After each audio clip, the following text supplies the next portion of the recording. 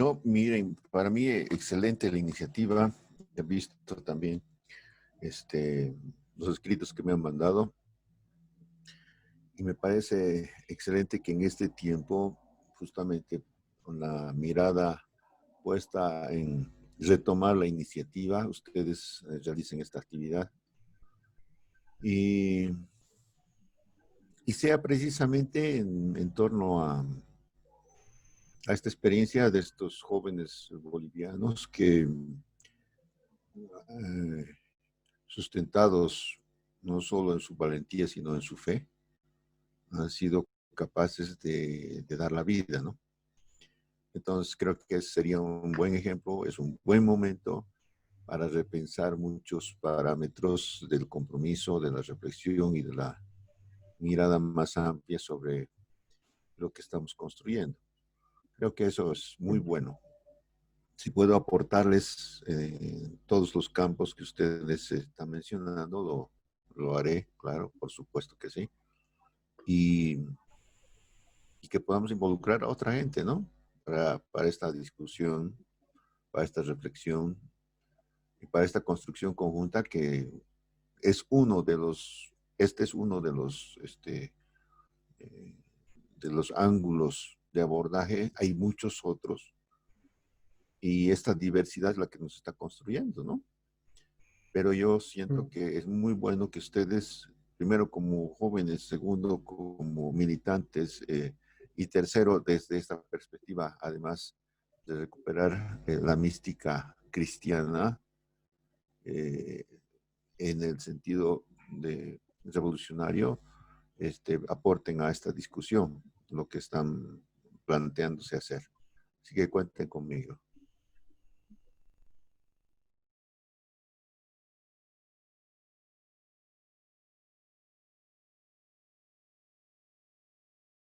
Buenos días.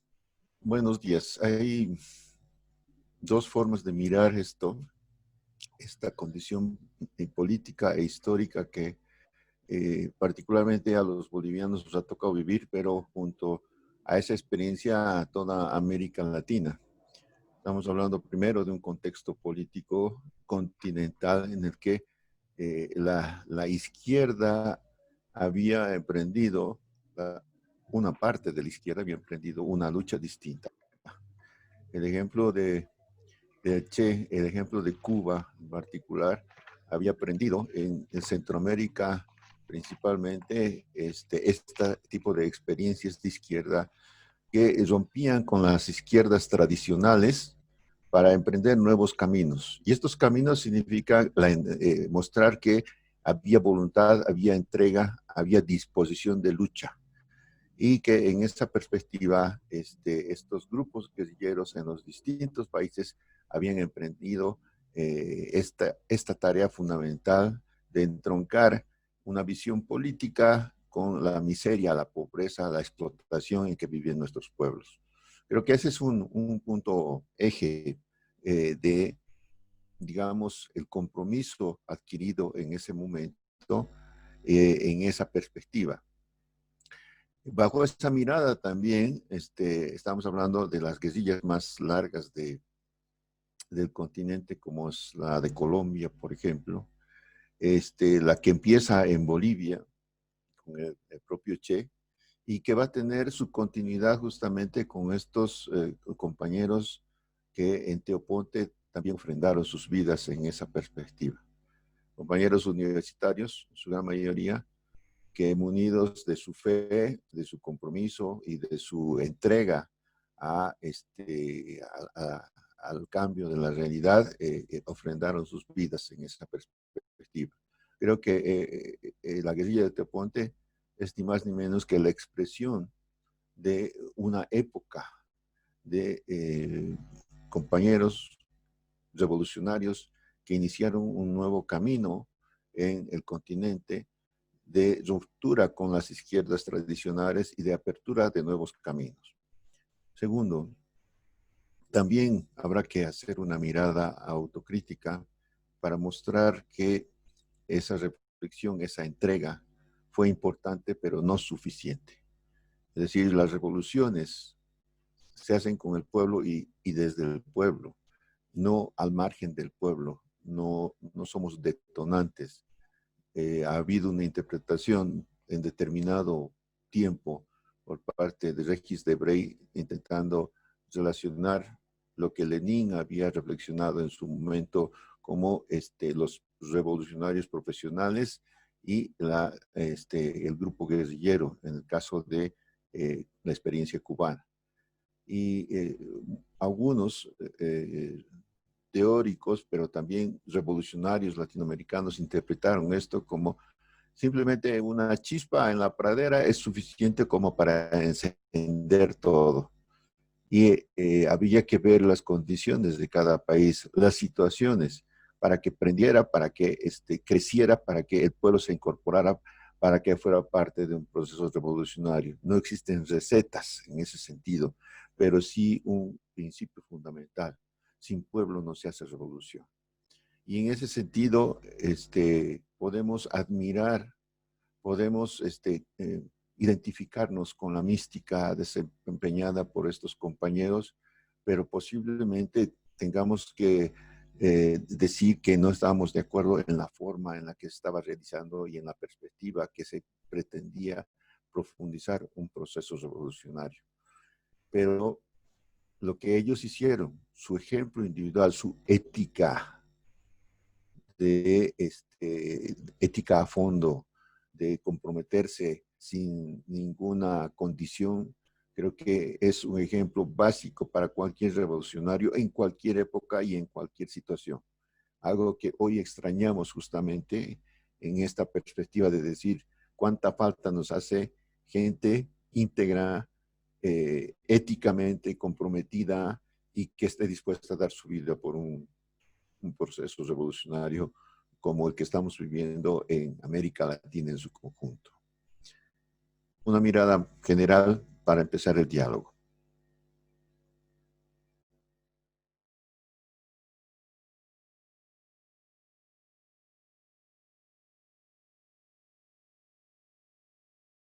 Mucho se le atribuye al Che el haber mencionado este aspecto del hombre nuevo, pero está relacionado con todas las utopías que históricamente el ser humano ha construido frente a realidades opresivas, frente a realidades que han destruido no solo sociedades, sino personas, sino hábitats de los pueblos indígenas, etcétera, etcétera. Siempre ha habido una utopía cultural, por un lado, pero también una utopía construida en el sentido de decir, hay algo más allá del sistema opresor, y en este caso del sistema capitalista, que tiene que tener como un principio no solamente el cambiar la sociedad, sino pensar de que una sociedad nueva solamente se puede hacer con hombres nuevos. Y en este caso con seres humanos nuevos. Porque un concepto hombre, en ese tiempo, con el propio Che, hablaba de hombre y de mujer. Ahora más concretamente podemos decir, necesitamos seres humanos nuevos, personas nuevas. Y en esa perspectiva estamos hablando de este ser nuevo que va a ser el germen de la posibilidad de que de esta sociedad que estamos construyendo desde la utopía sea una realidad que no vuelva atrás.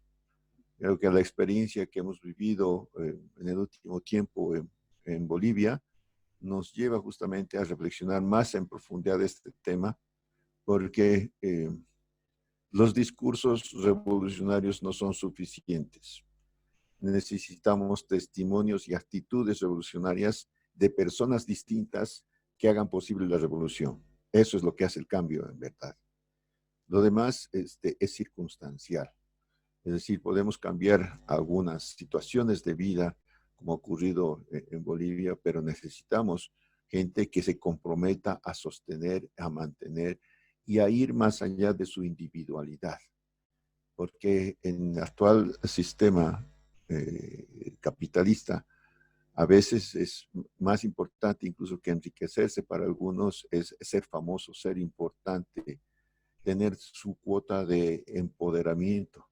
Y creo que esto es justamente algo contra lo que el Che en su momento ya había hablado, diciendo que no deberíamos permitir que el poder nos desvíe del sentido fundamental de la revolución, que nos haga, entre comillas, poderosos frente a los desvalidos, a los pobres, que nos sintamos importantes por hacer cosas cuando los importantes son en realidad los que están gestando la revolución, que es la gente de abajo, el pueblo que está empujando la sostenibilidad de una revolución. Entonces, ¿cómo hacemos para que los líderes sean hombres nuevos? Es el gran tema. Hombres nuevos que no luchen solamente por su acomodamiento personal o su lucha particular, eh, disfrazados tras un discurso colectivo y revolucionario, sino que exista una coherencia entre discurso y praxis. Es decir, que hay una relación directa entre lo que digo y lo que hago y lo que hago y lo que digo. Esa es una ética revolucionaria. Esa es la que proclamó Che, pero mucho más antes, como un eje central de esta reflexión, está justamente el Jesús histórico de la Biblia, que nos está dando ese tipo de mirada. Y por eso la teología de la liberación también entra en esta reflexión de la importancia que tiene reconocer que estamos construyendo la historia y la estamos también deconstruyendo de a pedazos. Y una parte fundamental es cómo nosotros nos comprometemos en esta transformación desde el cambio también personal para hacer posible una transformación social.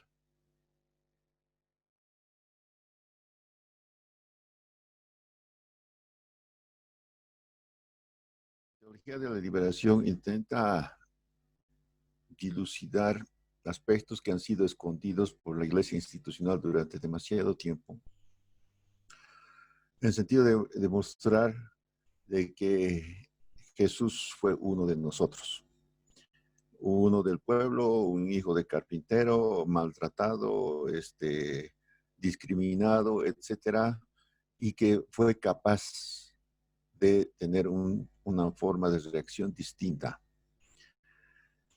Y ahí es el punto. Jesús histórico existió y fue un líder fundamental en una época histórica, y para algunos ahí empieza el entronque. El Jesús histórico y el Cristo de la fe se encuentran para dar lugar a este testimonio de fe que hasta ahora nos acompaña.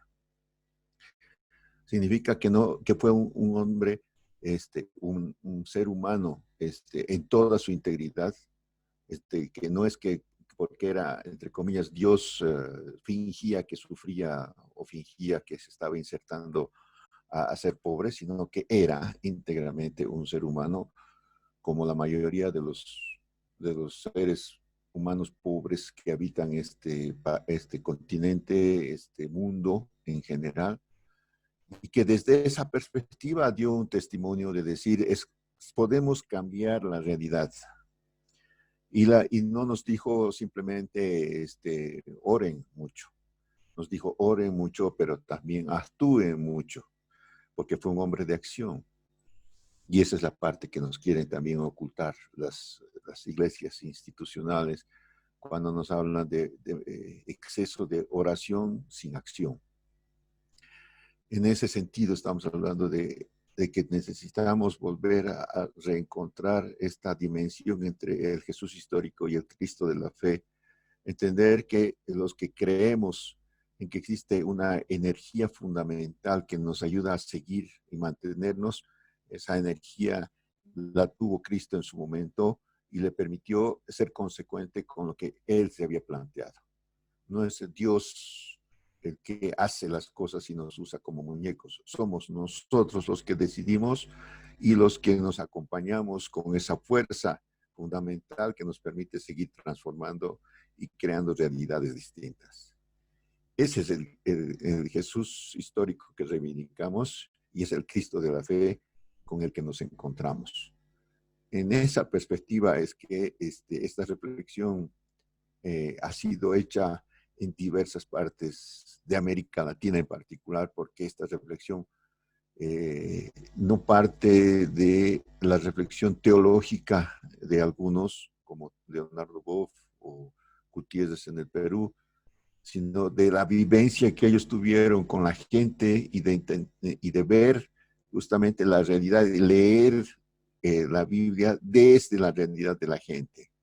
Es decir, si uno lee la Biblia y se queda en el texto y lo aplica como los evangélicos, vamos a tener un texto totalmente patriarcal, machista y discriminador en muchos sentidos. Pero también porque es un testimonio de época. Pero Jesús en el Nuevo Testamento es capaz de interpelar muchas cosas para su época y de decirnos, en definitiva, que es posible hacer una revolución y una transformación distinta. Y que cuando me enojo también. Cuando estoy de desacuerdo con la injusticia, soy capaz de ser violento y de patear a los comerciantes en el templo. Es decir, mostrar a Jesús como alguien que está casado con la pasividad es un maniqueísmo de las iglesias oficialistas y de los evangélicos.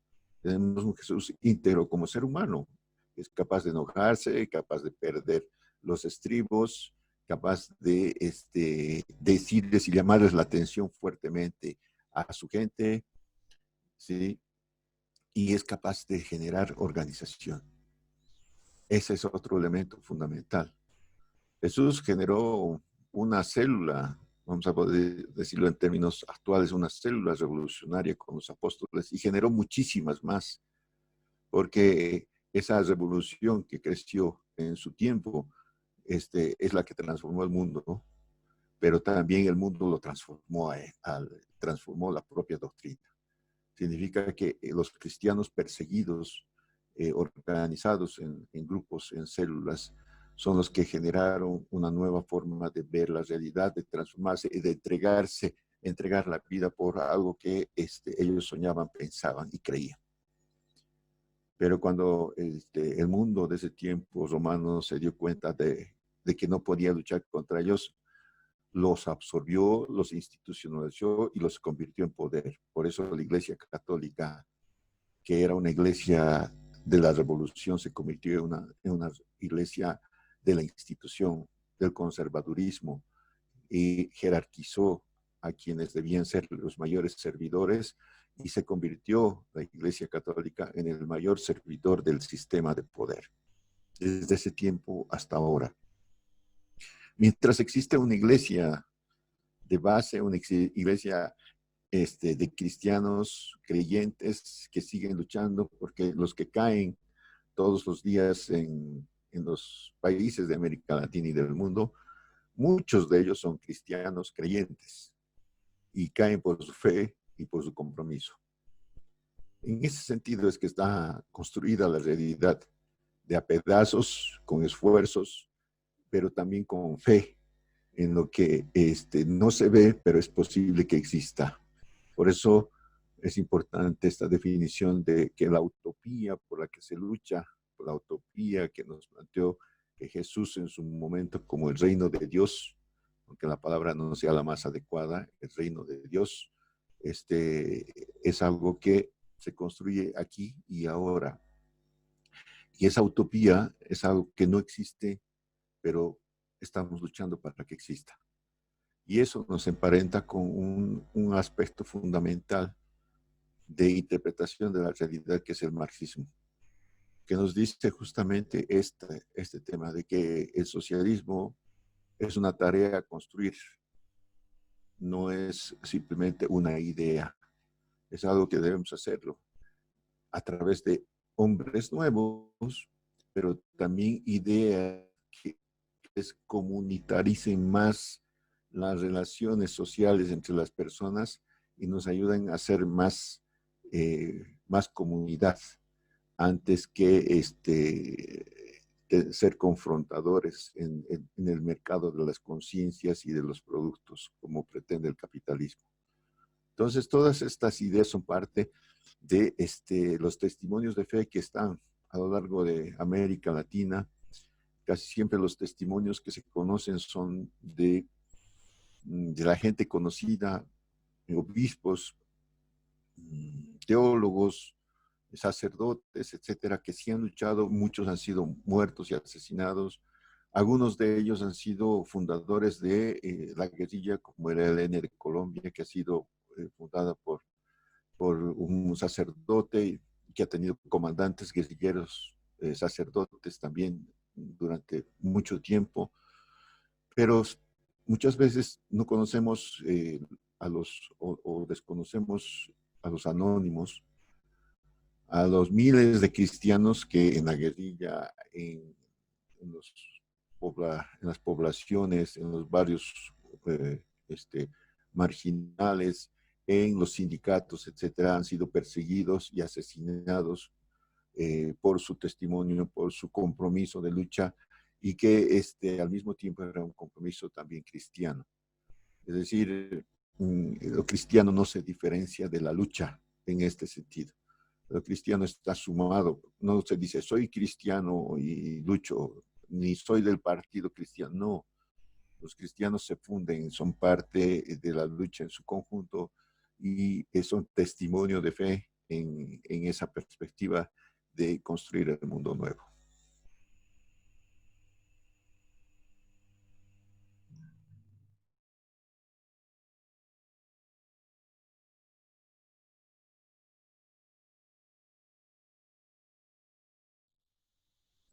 Creo que lo adelantaba un poco antes en el sentido de que para mí son un testimonio fundamental de que la clase media, ahora un tema tan en boga, es capaz de ser diferente. Es decir, que hay una clase media que tiene opciones distintas, una clase media que es capaz de decidir sobre su comodidad, sobre su origen, y quizás como Marcelo Quiroga decía, a pesar de su origen de clase, tener opciones revolucionarias y sacrificar su comodidad de su situación en pos de un objetivo, una utopía y un compromiso con su pueblo. Creo que es el mejor testimonio en ese sentido. Y nos han quedado algunos escritos en las cartas de Paz Zamora. Nos habla mucho de haber puesto ese testimonio en escrito de qué era lo que lo motivaba esencialmente a seguir y no desistir, que era justamente este hecho de decir, estoy entregando mi vida para que todo tenga un rumbo distinto, para que sea como la semilla que permita que germine un mundo distinto. Y en muchos sentidos sí, tiene sentido esa perspectiva, desde una mirada justamente de la utopía, una mirada desde la perspectiva cristiana. Lo que sí vuelvo a sostener es que las utopías tienen que enraizarse con el sentir de la gente, del pueblo, y el pueblo que se moviliza y lucha contra lo que lo oprime, contra lo que lo pisa, necesita entender, apropiarse del hecho de que es posible cambiar y que su lucha lo puede hacer. Es decir, cómo conviertes al pueblo en vez de ser objeto en sujeto fundamental de la revolución. Este es un tema central. Es decir, cuando y diversas experiencias nos señalan ese camino. Es decir, no sé, Mao Zedong o Ho Chi Minh, dirigentes revolucionarios fundamentales en las revoluciones de su país, que eran clase media, formados en universidades extranjeras en muchos aspectos también, fueron capaces no solamente de casarse con sus ideas, sino de sumarse y fundirse con un pueblo que le dio forma a sus ideas. Ellos eran dirigentes junto con la gente, y ese es un tema fundamental. Entonces, también eso nos lleva a la reflexión esencial de que la revolución, si queremos hacer una auténtica revolución, se tiene que fundir con el pueblo y el pueblo tiene que apropiarse. Es decir, y el pueblo no hay que tampoco endiosar al pueblo y decir el pueblo es revolucionario en sí mismo. No, el pueblo es demandante, el pueblo es un pueblo sufriente, el pueblo tiene hambre y tiene necesidades. Y muchas veces una parte de ese pueblo se va con quien le da más. Es decir, no sé, si la derecha le dice que le va a ofrecer más cosas, se va con eso. Entonces, aquí hay un tema de disputa ideológica también y de respuestas concretas que pasan también por testimonios. Es decir, porque los testimonios de quienes son capaces de ofrendar su vida, de comprometerse y de sacrificarse, son testimonios importantes para el pueblo para seguir un camino. Porque si ha habido un momento de reflexión importante también que debemos asumir hacia adelante y ahora mismo es eh, Evo ha sido un testimonio importante en la vida política de este país y por sus características personales. Entonces, ¿cuán importantes son las características y testimonios personales para la gente en el sentido positivo, pero también en la desvirtuación que hace la oposición para decir, no, no es así, más bien mira, tiene lujos, etcétera, etcétera, intentando bajar el testimonio personal que justamente los emparenta con toda la derecha. Porque un rico puede decir, soy rico y soy presidente, ¿y qué? Así que ustedes me eligen porque yo soy rico. ¿Y qué? Y descaradamente muestran la diferencia para decir, miren, a mí me han elegido porque soy más capaz y más rico y por eso lo hago.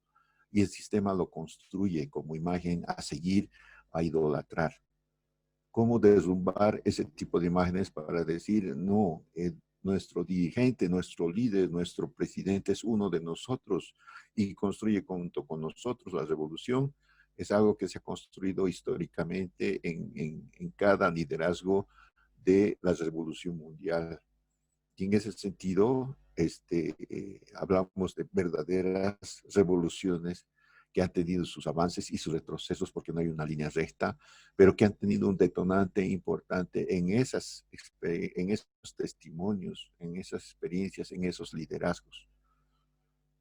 Entonces, la experiencia de Teo Ponte, de Ñacahuazú y del propio Che nos está mostrando eso, que se puede ofrendar la vida, que se puede tener un testimonio de vida distinto y de sacrificio por la gente, y que es un camino a seguir, pero es un camino que tiene que entroncarse con una perspectiva política de mirada a pueblo que nos permita hacer una verdadera revolución.